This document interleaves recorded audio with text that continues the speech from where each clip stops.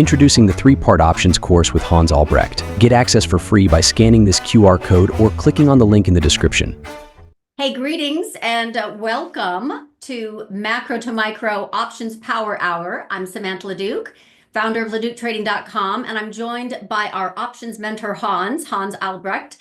He is actually behind his camera because he's having camera issues today. I'm having delays on my camera. So we have a little bit of tech glitches to work out for next week. And this is a regular Wednesday afternoon, 4 o'clock at the close, rehash of not just the market's eventful day, which happened to coincide, but also what we see moving forward, and then specifically option plays that we have positioned on indices, sectors, stocks. So I think we should entitle this session, once it gets posted, Hans, Risk Happens Fast. And the melt up is on hold. So the melt up call is on hold. So just to kind of revisit, we have been in this very, very strongly bullish period, if you will, but we have 2 weeks, not even, until the election and FOMC, November 5th and 7th. Clearly, they're starting to get a little, sell before the event, which makes sense. I am still, let me put it just right out there, I still see the potential of 60-10 and SPX, of semis hitting 272, and NVDA still moving higher into year end. So I think this is definitely a shake and bake. But as I posted for clients, it is basically, sell now, buy later. So what's your take on this aggressive selling today that we already spied this week, Monday and Tuesday, with this breadth breakdown, and they were already starting to lighten up since Monday at 11 a.m. So we already kind of knew that there was going to be some reversion to the mean. It just happened to occur very, very quickly in the span of a few hours. So take it away, Hans. Let me know what you're thinking, and if you have any charts you want to share. Yeah, exactly. And so I think things can happen quickly. And it's sort of almost paradoxical, right? When things aren't very volatile. And that's really the kind of world we've been in for a while, as we've been talking about. Actual volatility in markets has been very, very low, even though the VIX has been 19, 20, 21, even a bit higher. People are a little worried about things below the surface, but stocks haven't really been affected by that. So, we've sort of talked about how things have really, really compressed. They've been sort of buying the dip. The dip buyers have been out almost every day for the past week, and that's been sort of the Pavlovian dog thing, right? I think that kind of gets in, people get into their heads, and they just start buying every dip. And today we kind of push through, and I've been talking about how and we talked about this yesterday for our members. And if people don't know, we do presentations for members throughout the week. And we talked about this exactly. We said, look, there's not very much meat on the bone with these options here. So I like to sell options for income, and I do all kinds of other structures, long options, all kinds of financed, interesting plays. But we looked at this and I said, look, this is really, really low here in the short term. So all these expiries before the election, before the FOMC, which are really huge events. So to your point, I think markets just finally got a little bit nervous about the implication of these big events coming, right? And we know that rates vol has been very, very high. Other vol has relaxed slightly lately. We've seen equity vol come in a little bit. We've seen oil vol come in a little bit, FX vol a little bit, but the rates vol environment is really indicating that there's some big worry out there below the surface, and that tends to bleed into other areas, right? You can't just have rates fall very, very high and everything else relaxed. Eventually that kind of bleeds into the rest of the complex, the rest, other asset classes. And so we're saying, listen, they're selling this front month vol in order to pay for the event vol, right? They're selling all the short-term stuff in order to buy the election, in order to buy FOMC, and what Powell is going to potentially say and what they're going to do. And just this morning, actually, I put out a note, are options getting a little too cheap to sell? Overall, with that pricing very, very compressed in the short term, it's time to be especially careful and selective, as the quietness may not last. And to our point yesterday, this is the exact slide we showed yesterday without my note from this morning. I said, look, selling low volatility, is it bad? No, but it could be. When you're short a lot of very, very low priced options, you're short something called gamma. And I wrote right here, it doesn't take much of a move to hurt. So it works until it doesn't work. And it doesn't take too much of a break for things to, if you're selling low priced options, the market doesn't have to break very much for you to start getting hurt. So I said, listen, it's time to take our foot off the gas pedal. And in some other areas, I've been a little bit worried about IWM with this whole higher for longer. So I've been rolling down positions, so for example, from the 235 on IWM to 225. And then yesterday, fortuitously, I covered some short puts in Meta and Apple, and we've seen a couple of these stocks really crater. Meta got slaughtered today. Well, I mean, it is a high price stock, but it was off. Yeah, it was off $18 at some point today. And we'll talk about a little bit of more of my thinking in Meta and Microsoft and a couple of other plays. But yeah, today was kind of an interesting day. I don't know if I'm not sure if we're going to get any follow through, but it's definitely sort of a shot across the bow that, hey, listen, things can suddenly get very volatile. So one of the notes that I put out earlier was gold and silver were getting very extended. That was posted yesterday for clients, and to be careful kind of into the BRICS summit. And sure enough, we had some big digestion overnight. This has also been a very strong sector rotation move in gold and silver. This morning, I actually have been, as you know, right, running a live trading room. I can see that we are still in trend, but that breadth was starting to break down just a little bit. Nothing too dramatic, but Monday, 11 o'clock. And literally we rolled over a little bit more on Tuesday and a little bit more today on Wednesday, only because we are so bloody extended. So that's basically my, technical version of saying it's time, as you just said, take some off, but more importantly, it wasn't really my bet. My bet was just make sure you have hedges, because I think we're going to have volatility and then we're just going to get bid right back up. So for right now, the selling did enter with that breadth breakdown. We had follow through today of size, but I don't think it's done.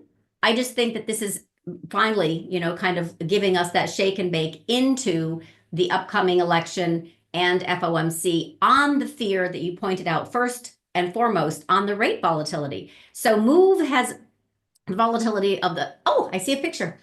Move has advanced very dramatically from, 90 to, what was it? 130 roughly, right? So that's a very large move in the move index in 1 month. In the same light, the 10-year has moved from 3.6%, which was literally the low before Fed Day on September 18th, into a very dramatic 4.2, let's see what it hit today, exactly, into a high of 4.258. Let's call it 4.26. So I had my thinking was that some of this breadth and some of this net selling that I saw under the surface that started Monday at 11 o'clock that I've been showing to clients the past few days was because of no relenting bid in the dollar and yields, right? They moved together. They have also been moving together since in the past month. That's what's starting to price in some gyrations in the equity market, because I firmly believe if we get and stay above 4.36, now we're only at 4.26, but if we get and stay above 4.36, we have another huge kind of like inflation worry, and that will pull equities lower instead of, because it will actually, I know this is complicated, but it'll actually trigger some deflation worries if we get too busy in that yield structure. So if we get too hot and heavy, which is basically, big picture, you're looking back and you're saying, hey, we've moved a lot, right, in 1 month, hence the move index. But if we actually get and stay way too hot, it's absolutely a headwind for equities. I don't think that's going to happen. I think we're actually going to get rejected very, very soon here, maybe go sideways a little bit into the FOMC meeting. And then, believe it or not, I think yields are going to fall. So my baseline bet right now is this was just, as I posted on September 18th, pre-market on Fed Day, this was a positioning unwind And even though it got a little bit more excited than I expected, I did expect 4.1, overshoot of 4.2. We're at 4.2 and a half. I didn't see that coming. But the point is, I think it's going to get, rejected in this area and start to roll sideways. And then once we go into the FOMC meeting, which is going to be November 7th, I think we'll see bonds get a more durable bounce. So I think that's what caused some of this shake and bake in the equity volatility market today. There wasn't any other news that came up. The most important, quote unquote, is jobless claims. They come in pre-market Thursday, and right now there isn't any focus on them being bad. So that's my best guess as to why we have this shake and bake. The skew has been very bid, but that's just climbing the wall of worry. It creates this kind of air pocket underneath, and yields got a little elevated above that 4.2%, and volatility triggered with the dollar yen. The dollar yen also hit that 152, which is a critical yearly resistance level. It poked above. So should we have the dollar yen come back down below 152, I think we'll see the yen and bonds catch a break with a bounce. So those are kind of the things that I'm looking for right now. Timing, dollar yen, FOMC meeting, and this shake and bake into the election.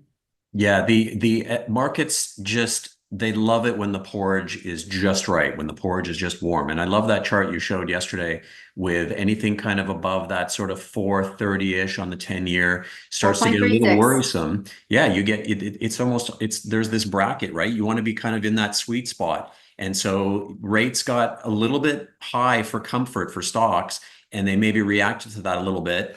And I've been saying this for maybe a month and a half, 2 months, saying, listen, maybe we're going to worry a little bit about inflation at some point. So we really want that porridge to be warm. So the markets love to sit in this kind of meh environment, this kind of ho-hum environment, a little bit of inflation, a little bit of growth, employment okay, that's great. We don't want anything to move to extremes. And so when there's any indication of things moving to extremes, then nervousness starts to come back into play. And so maybe if you're right and we get that pullback into the sort of low fours again, I think that's going to be healthy for risk assets. And we did bounce at it's curious, we did bounce at some key levels. Let me just real quick kind of show that chart. This is on a 2-hour, of course. This is what I show in my live trading room oftentimes. That dollar index has been moving really well from 100.2. That was my line in the sand. It needed to stay above, and it made a bull flag. It continued beautifully above this 102.80, and it made it all the way back up into 104.5, which is a lot. At the same time, we had yields, and again, this is on a 2-hour chart, but just to kind of give you some reference, this was the yen carry trade unwind August 5th, right? This was just before Fed Day. We've got literally September 17th, and then Fed cut 50 basis points. And the 3.8 is really, really important because I keep talking about this as a yearly line in the sand. It needs to get back above, and that would be bullish for equities, and it did.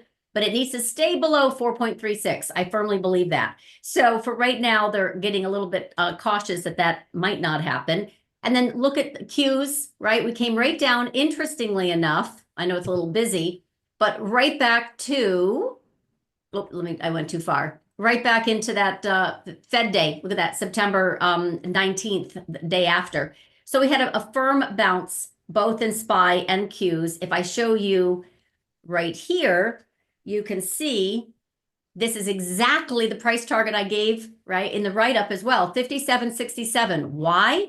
Because this was the level that it spent a bit of time trying to get above, and then once it did, all this serves as a retracement as far as I'm concerned. And then Qs got a little bit more busy. This is true. They tagged the 21-day. They overshot to 486 area. Also, that was an area. Look at the bounce that's coming into play. So it is really literally a sell now, buy later setup. But this is a little worrisome, this evening star reversal. And we see some of these forming on some stocks, and we have to see if they follow through. That's bearish if they do. Like this one got defended for Boston, just as an example. But your small caps, warning was really good. But look at even diamonds. The diamonds are still in trend. They just had a shake and bake. They came back down and they are testing the 21-day. So we've had 3 days of weakness, and it was showing up in breadth breakdown, in net selling. And I still think that we can come back down into the 10-week. This is a very, very popular place to kind of come and visit, but it doesn't mean that the trend is broken. And I would still say, be relying on NVIDIA to bid us back up. For sure. All we did was come down to the 8-day. That's that pink line. We've done this before. Here it is again. Nothing really dramatic happened. Honestly, it was a shake and bake of size, but it's just getting supported at the 21-day. Nothing has fallen apart yet. So there's no reason to panic. It felt big, right? Because we really haven't had any kind of, sell-off, reasonable sell-off. So it just felt big. It's all relative, right? That recency bias is, well, things have been kind of quiet. So it feels bigger than it was.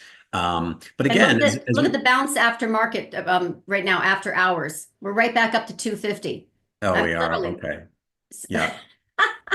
Interesting. Did anything come out? Did we get any earnings? I think we got Tesla, and bingo. So this is Tesla after hours trade. And we literally talked about this yesterday for clients, sizing up of one. I know that you have a later dated one, but the November 200 puts sold against the 250 calls. And here we have after market. We're heading up to that 230. I know you had a much more creative one, but that was the risk reversal that I liked the most for Tesla earnings. Every other play has been very, very strong in Mag 7, right? Yeah. With the exception of Tesla. And I mentioned that they have some interesting tax treatment that they need to use or lose into year end. I'm not a forensic accountant, but I follow those who are. And so one of the reviews on Tesla for this year, again, was a whole bunch of money that they had to realize or they would lose it. And I was wondering if that might help. But regardless, it's hitting your 230 area. What was the structure that you suggested last week, this week for a Tesla earnings trade? Well, we put on a structure today, which was, let me take a look here. Yeah, so we put on the calendar. Yeah, we had one from last week. So it was a play on the robo-taxi financed upside play.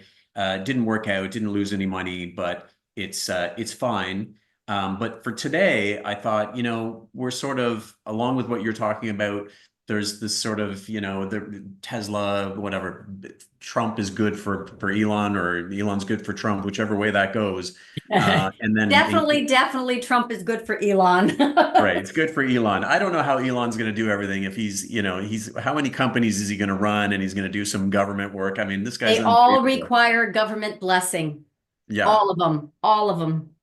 Elon has used AI to create more hours in a day, because he has more than 24 hours a day, I think. So the idea was, okay, I'm looking for a bounce here. They've really clobbered it on this robo-taxi news, a little bit of nervousness. I think, there are lots of positive things about it. And so if we look at the front month vol, it's high, but implied volatility really doesn't have a whole lot of meaning when you're talking about sort of a couple of days. It really loses its meaning. So I wanted to go out to the November 1, where you can see, nice thing about being able to see where option prices are and where forward vol is. So kind of an idea of where those options really should be under normal circumstances, because as we know, they get pumped up for events, for earnings, etc.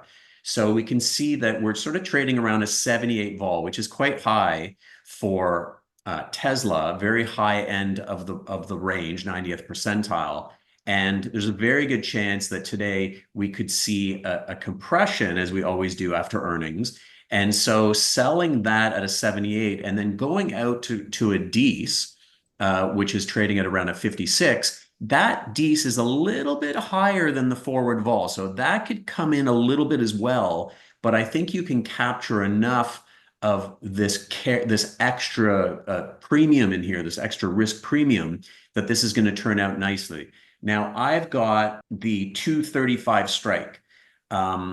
on this particular play, which I think is right around where it's trading now. Now that could Yeah, change it's by tomorrow. 233.60. Great. Yeah. No, that's excellent. So that should be fine. We should do pretty well there because we're going to see everything drain out of this 235. If it gets up to 245, 250, then we're going to start giving a little bit back. So it'll be interesting to see where it goes at this point. But the whole idea was you're going to capture that $3 for the early November, that November 1, and then hold the D's for a potential further rally up.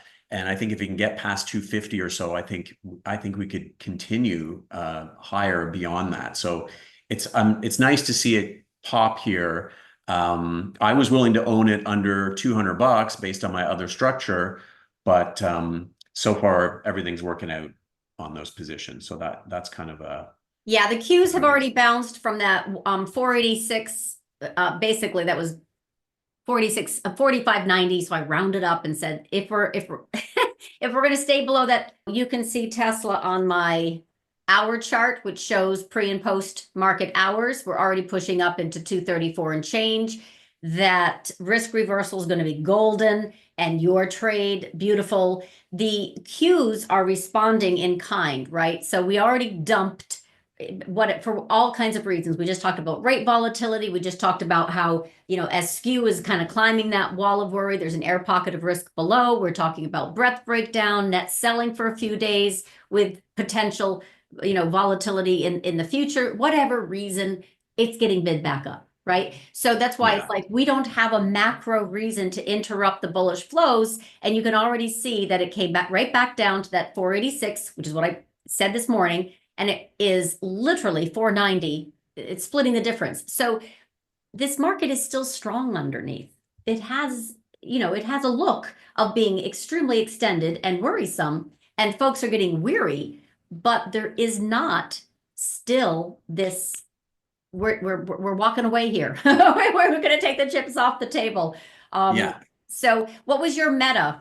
I think that was kind of Let's take a look at Meta. Yeah, that's actually, I was going to jump to that right now. So go ahead. With Meta, we had this huge call wall at 600, which we bounced our head off of when we tried to get through maybe I can't remember, maybe about a week and a half ago, but big supply, as you'd expect at a big round number like that. So we had trouble getting through there after what was really sort of a very strong run. Meta's really kind of distanced itself from the rest of the mags, maybe NVIDIA you can throw in there, but Meta was making new highs day after day, which NVIDIA hasn't done until recently. So Meta's really been the leader of the pack, bounced off of there and came back down.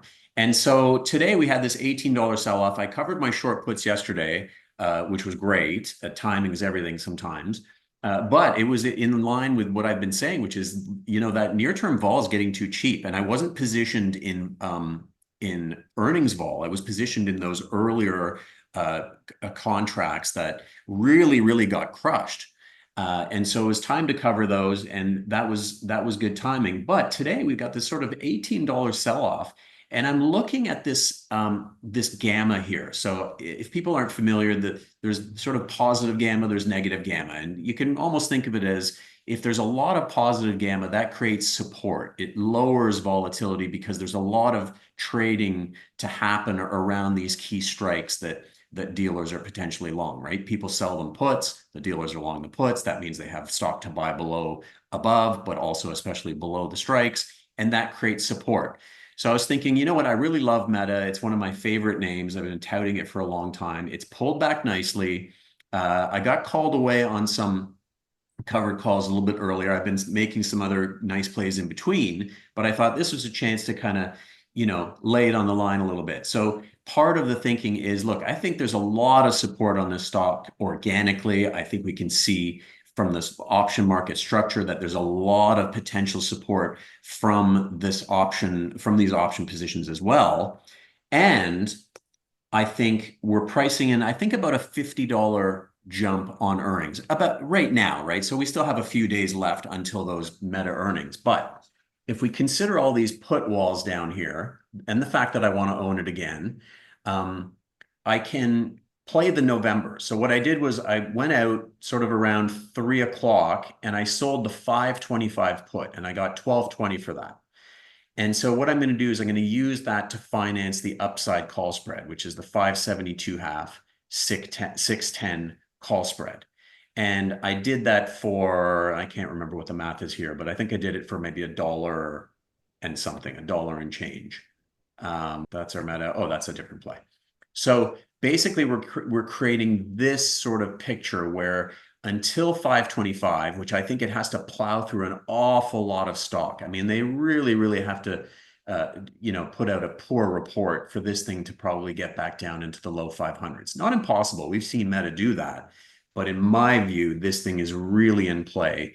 And so that gives me the conviction to kind of use that premium to finance some upside. And if I go $50 from here, that gets me up into around the 614, 615 area, which is at the high end of the call spread that I'm buying. So we're going to get a really big kick out of that call spread because the stock will be trading as it often does on earnings. We often get to those expected moves. We're going to be right near that, just above that upper call strike. So what I'm hoping to do, and because these expire fairly soon, in terms of, the expiry here, November 15th, we're going to probably have a big compression of that 610 volatility. So this structure will be worth quite a bit after those earnings come out, if it gets up to that point. It's like, in other words, when you have call spreads, sometimes to get the full value out of them, you have to wait and wait and wait until you get closer to expiry, because that upper strike just holds its value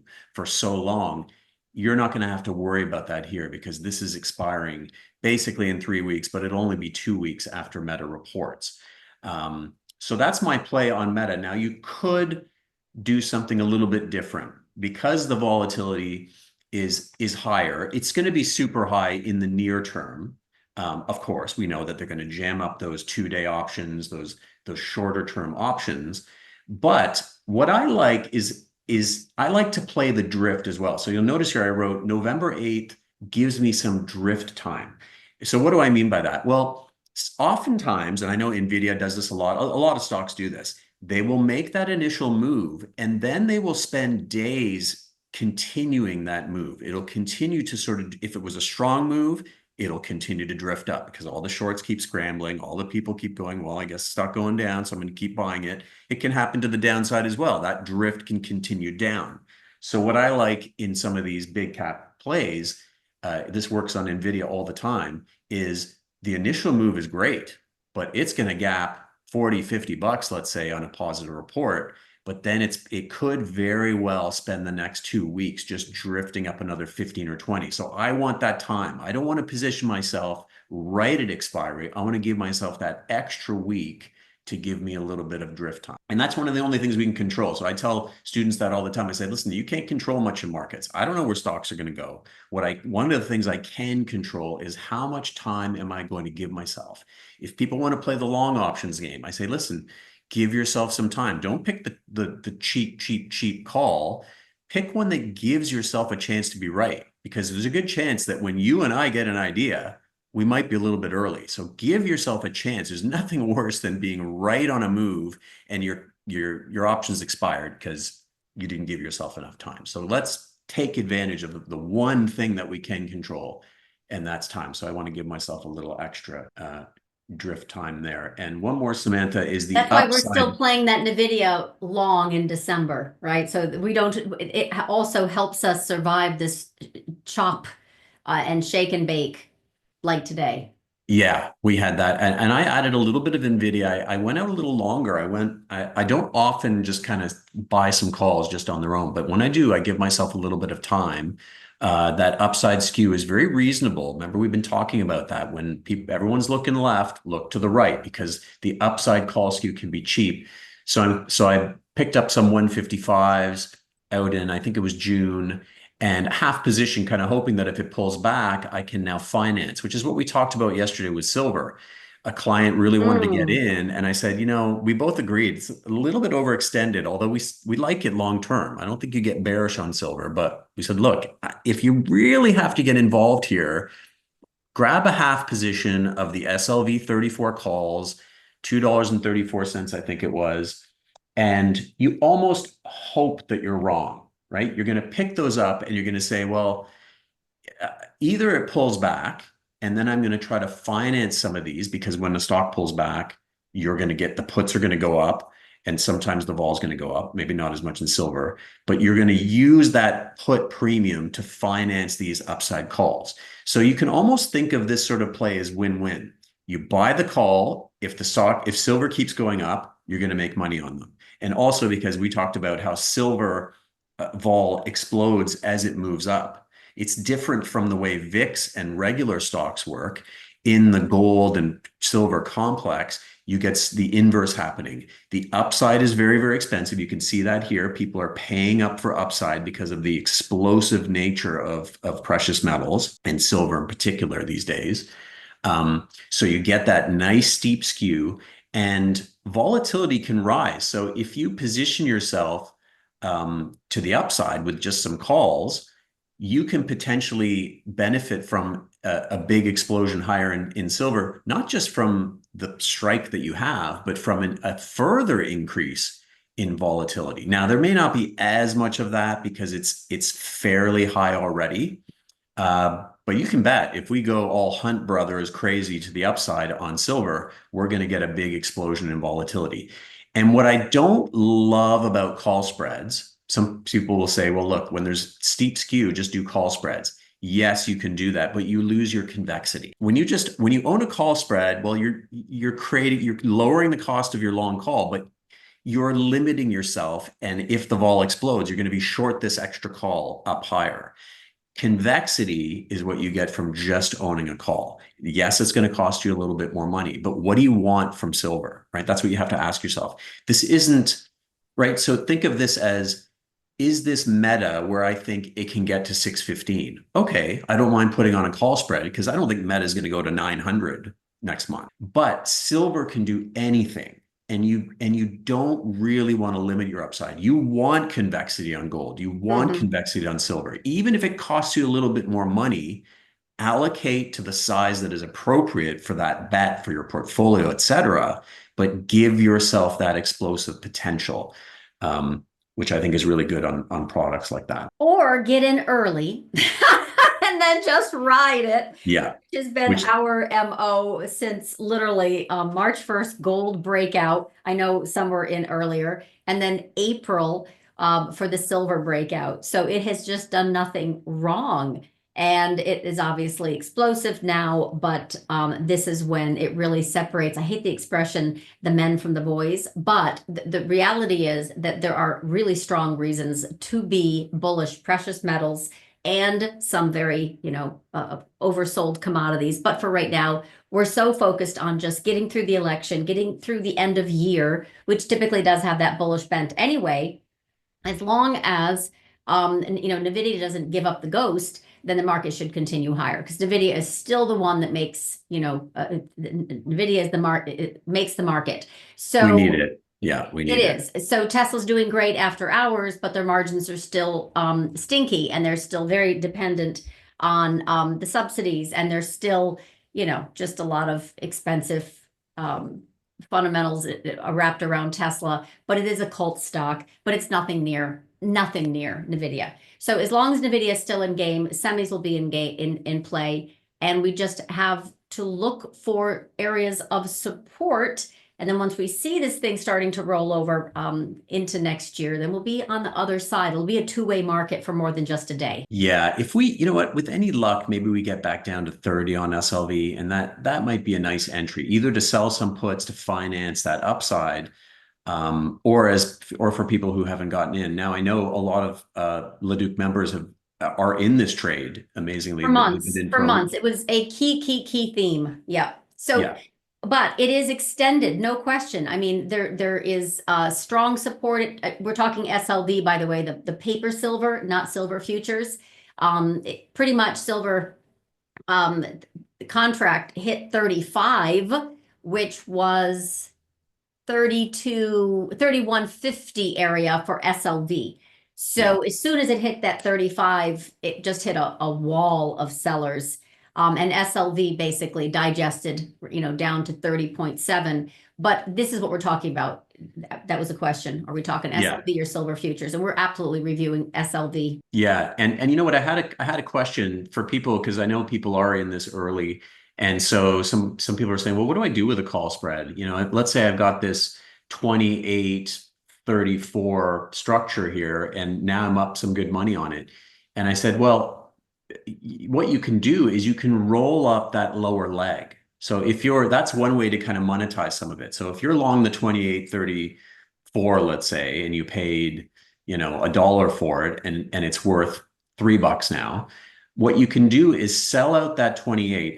But I'm saying, if you still want to participate to the upside, I mean, you can close out the whole position and say, thank you very much. But yeah, or you can roll the whole structure up.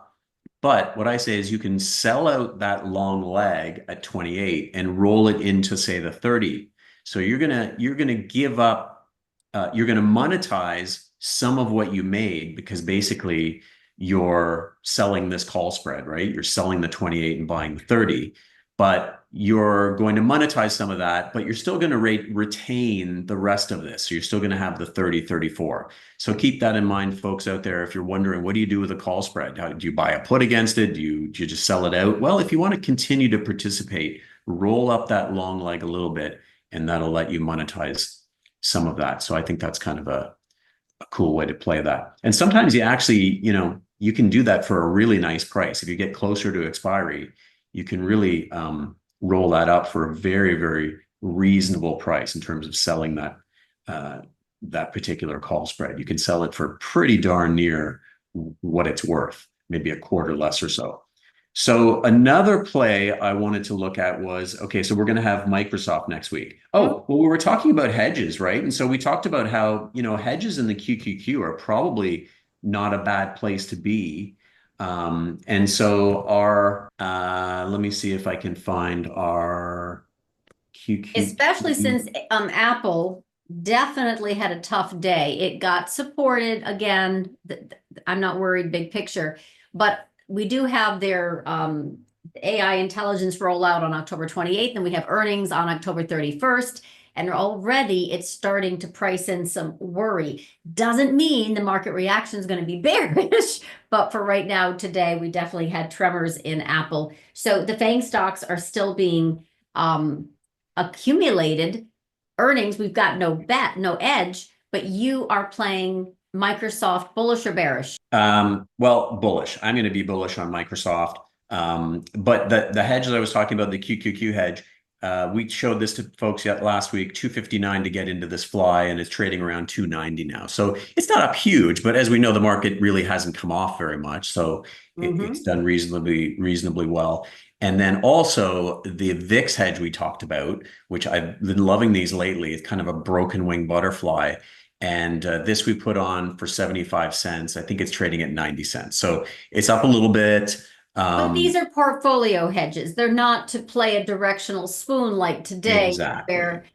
This is very much so. Okay, LRCX was after the market. That's right. Yeah. So with Microsoft, I think you can kind of play that upside as well. So if we look at an upside fly in Microsoft right now, it's trading. It pulled back a little bit today, but you could look at a 435, 55, 75, which is going to capture that expected move. But again, at the November 15th, as opposed to going November 1st or something like that, you're going to be able to capture short Vega. You're going to be short Vega on this. And what Vega is your exposure to volatility. So the nice thing about a fly is when it gets into that sort of fat part of the meatier part of that tent, is that you benefit from volatility coming down. And one of the things we struggle with, and I see students struggle with, is they'll say, well, Hans, my stock went down $10 and I didn't make any money on my puts. And I say, well, okay, there was a volatility issue there, right? If you buy very high volatility,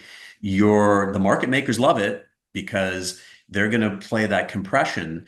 that maybe you don't realize could happen. And so, of course, going into an earnings event, we have higher levels of option pricing, and you want to set yourself up for not only a directional play that you feel strongly about, but a compression of volatility that is without a doubt going to happen. Unless Microsoft gaps up $150, you're going to see vol come down in this name. So I like the butterfly structure. It's not long a ton of deltas, so it's not massively long, but if Microsoft pops roughly that expected range value, and then just the volatility comes in, you're going to do very well for that. So what you really want to do with those is when you plug them into your software, you want to vol shock them. You want to say, okay, not only is this thing going to potentially go up, but let's drop Microsoft vol 6 or 7 points, and then that's going to give you a more realistic view of things. Oh, I wanted to talk about this quickly, Samantha. I know we don't have a ton of time left, but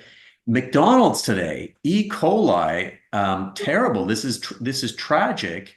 I'm long this thing in my personal account, so I wasn't happy about it. But the people who are sick from this thing are definitely not happy about it. But big gap down, which was interesting. They were sort of pricing in about $4 or $5 of movement in this thing, and it moved $32 after the close when this news came out. Now, we don't know how pervasive this is. I think it was concentrated in Colorado. I think the problem was there. So we're not sure, but unfortunately, it's going to linger for a little bit. And I think that creates an interesting opportunity. So we dropped to 285 last night. Then today we started to rally up towards that 300, which I don't think in the end that we were only down about $14 on that news. And we ran right into all this gamma here. And I thought, you know what, we probably are going to have a little bit of trouble getting through that 300 level. Maybe we get a little bit higher, but probably not much higher with all this supply of stock there and the news that's come out, and a stock that's actually run up quite nicely from about 250 recently to 315. So, and I think you're going to have this overhang. We're waiting for news. We're waiting for headlines. What happened? Is it happening elsewhere? That's enough to keep people from going to McDonald's maybe a little bit, to maybe go, oh, you know what, maybe I won't take my family to McDonald's. I'll take them to Chipotle. I'll take them to, I don't know, another, cheaper restaurant type place. So I put on a downside fly to play this today. So it's not a massive amount of conviction, but I think this thing is going to pause around 300 and drift back down to where we traded last night, 285, maybe down to 280. As this might just be an instance of, there's just not going to be much good news at this point. I know they have earnings coming out, so there's a little bit of a gamble here that we could pop, but I feel like there's a lot of stock potentially for sale above 300 if it does gap. And so I kind of like this play that's going to grab a slow drift down to that 280 level, which I think we're going to see over the next little while. Excellent. All right, so you captured a McDonald's play on this event-driven news. You've got a Meta. Yes, I was going to say coin. Let's do an update because this was a position long. I talked about a 212.22 level of resistance on a weekly, which given my kind of time frame congruence where I go from the inside out, hour, day, weekly, it's a thing. It has to get and stay above $212.22 on a weekly close and continue higher to be really robust bullish. So it hit it, it came back down, but you had an option tactic that was kind of making use of that. How is that playing out? And what do you do now? Because we're not done yet. We haven't even started a Bitcoin breakout. Yeah, exactly. So we've had this move on coin. It bounced off your level to a penny and came back down into sort of the low 200s.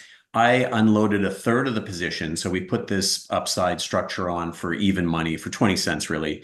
And it got up to, I took some off for, what did I take it off for? Oh, 845, it says right here. So I took it off for 845 just a few days after I put it on. So that was a really, really nice trade. But I put on a June 2025 position, not because I want to take this thing off right away. I want to give this thing some room, some breathing room. I also had a December and November that I took off because I'm running out of time, right? I have to decide either I'm going to take my money but I figured I'm going to focus my efforts on this particular position. So we pulled back, but then we went a little bit higher, and around 215, I took off another third at 14.80. So in for 20 cents, out at 14.80, which was around 10% on risk in about a week, which was pretty good. 10% on the underlying risk, which is that you could own coin at 150. So now I've taken off 2/3 of the position, and I want you to tell me if I ever think of selling that other third. Do not do it. You are in this thing you're in it to win it. Do not get rid of this.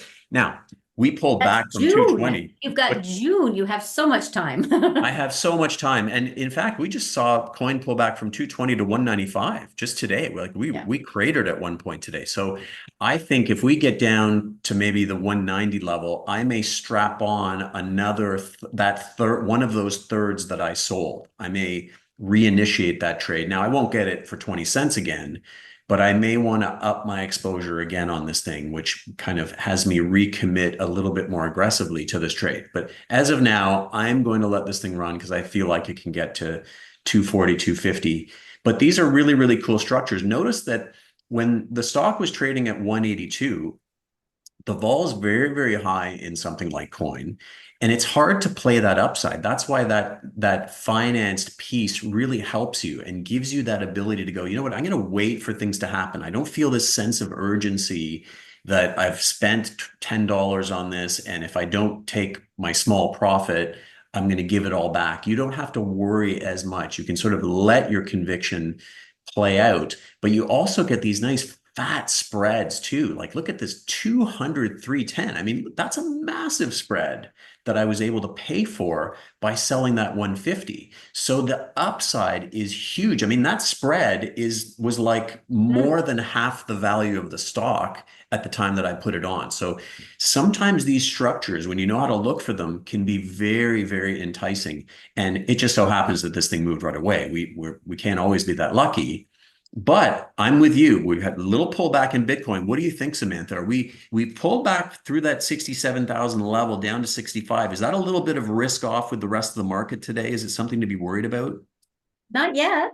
I think that we have chop for the next 2 weeks. We just have to get through election and FOMC, and then we can, as you said, eggnog and pastries into year end. But right now it is sell, buy later.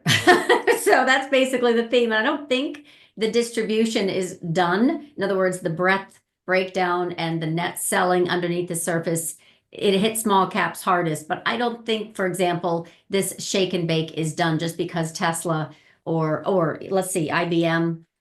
Yeah, that's getting defended very nicely. But let me just show you one thing real quick that I'm seeing on a lot of these charts before we close. And if there are any other questions, definitely let's hear them. But for example, what I'm talking about, you can see on this weekly, right, that IBM has done nothing wrong. This is how I explain it anyway. If you're trend long or you're swing long, you want to stay above that 10-week, but it's wicked extended. And it's coming into kind of like a fib level up here, 2618, which just means it's extended. Would not surprise me at all, as I keep saying, right, on earnings, even though the bar is low, the growth is also low. So unfortunately, the reactions right now are showing a lot of selling, even on very strong stocks, because they've been bid up already, all that future expectation. But the point I want to make is this: if you just look at this, and so many look like this, they have a place where they can very much come back down to of support. This happens to be 216. I put it there back in September, right? So it's where we actually got really extended. We're very far from the mean. How I measure the mean is the 10-week when we're talking swings and trends, right? Which is what we're doing right now. We're not chasing stuff on an intraday. I'm looking at a weekly. So when IBM reports after hours, I haven't even looked at it, right? I have no idea what they said, because we've been talking for the past almost hour. But the point is, take a look at this. If I take this screen, number one, I put it over here, what did it hit? 216. So it has memory, it's support here. So 216 is the level to defend against when you're doing options. At least that's how I do it. I always look for the mean. So if you're looking for some digestion, which I am this earnings season and this chop for the next few weeks, and I see that it's very extended from the mean. Oh, BSX is another one. BSX also reported. And what did it hit? Exactly the same thing. This September high before the most recent breakout. And then with earnings today, hopefully you can see that. right here.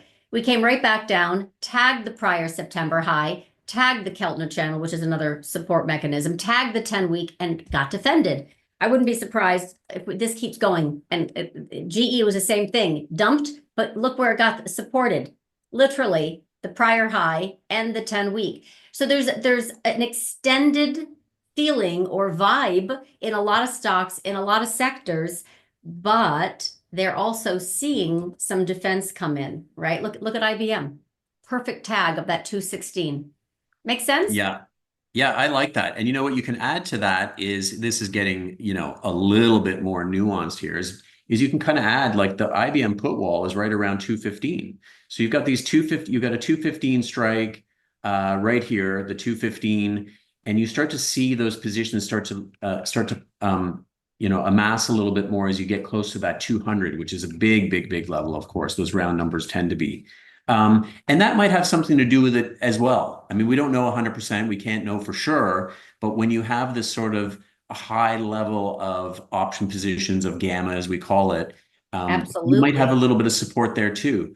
And it's kind of fun. It's kind of fun to know that. Now, you don't always get them, and sometimes they're smaller, sometimes they're larger. We talked about a giant NVIDIA call wall weeks ago when it went through 120, and it's firmly above now. So as soon as it disappeared, it was unbelievable. It pulled back $3, and then it just ran. Of course, for other reasons. I'm not saying it's all about it, but once you need a spark to get a stock moving, but in the absence of a call wall, or with the existence of negative gamma, you can get we call that an accelerant. So when the conditions are just so, you can kind of have a little bit of insight into how the option world is going to potentially help you in terms of acceleration, or in terms of a wall that you're going to run into. And these things, people think of them as maybe more intraday help, but I think they're very useful. I knew that when that 120 wall disappeared, that NVIDIA would have, and you could see it every time it got there. It was like there was something in the way. And sure enough, when it was gone, it was free to move about the cabin again, as I like to say sometimes. So it frees up the market again. And that is why we're kind of coming together and sharing our thoughts for those who are new to LaDuc Trading or follow us on Twitter through Hans or my Twitter handle. If you just real quick, here you go. All right, so you can see that we're busy in our Slack member workspace. So for example, I posted my market thoughts in regards to what's happening, where these likely come and tag, like 57, 67 for SPX. And sure enough, it tagged and then bounced very strongly. Hans is down here posting his analysis of market and gamma and stock trades. He also has an excellent options education program for those who are wanting to get more in-depth analysis on how to study their own kind of option tactics for their own portfolios, whether they're actively trading or whether they're hedging. The point is, we have a lot going on at LaDuc Trading, and Hans is we're a total of 10 contributors. So we have a lot of action as it relates to chases during the day, all the way to trend trading, macro trend, swing trends, you name it, and of course, options education. So I just wanted to kind of leave that there for those who are interested in finding out more. Hit us up, LaDucTrading.com. And I am glad that you find some value in coming here on a Wednesday afternoon to look at us, listen to us. We'll get our camera synced up a little bit. You're getting a new computer, and I just replaced mine, but have to download the drivers. Anyway, the point is, we'll get it going. Next Wednesday, 4 o'clock, please join us, macro to micro options power hour. And again, I wish you a great rest of the week and weekend, and let's just make it through, right? Earnings, election, FOMC, and then slow down into the end of the year, hopefully with something to celebrate, which is an end of year rally. Hear, hear. Thanks, everyone. Cheers. Bye. Subscribe to LaDuc Trading YouTube channel for more macro to micro options power hour and other content.